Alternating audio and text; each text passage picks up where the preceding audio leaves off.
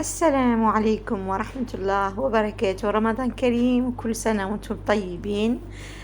فطور ثالث يوم من الشهر الكريم، شهر رمضان المبارك. كما راكم شايفين تقريبا نفس الأطباق. نزيدوا عليهم طبق كل يوم، نحيو طبق ونزيدوا طبق، يا إما يكون مرق أبيض، يا إما يكون شهيوات، يا إما يكون المهم شايفين البوراك، شايفين الجازوز، شايفين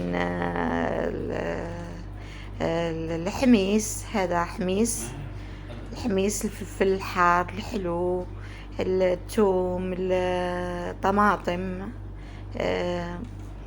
كما رانا شايفين كذلك.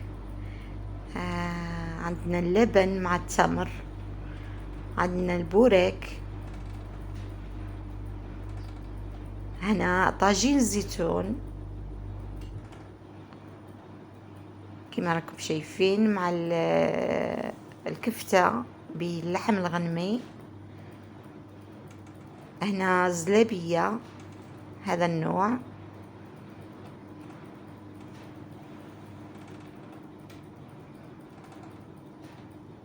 نتمنى تكون كل شيء واضح.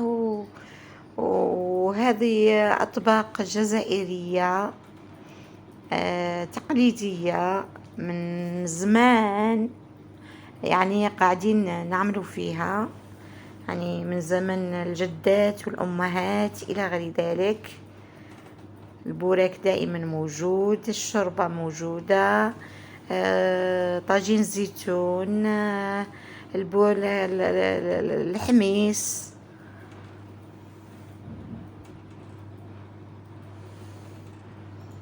مهم إن شاء الله يعجبكم طبق اليوم، خاصة الطبق الجديد هو طبق طاجين الزيتون. الشوربة اللي ما تخطيش حتى مايدة، دائما حمراء، شوربة حمراء بالدجاج أو باللحم الغنمي، مع هذا الحمص، الدبشة، المعدنوس.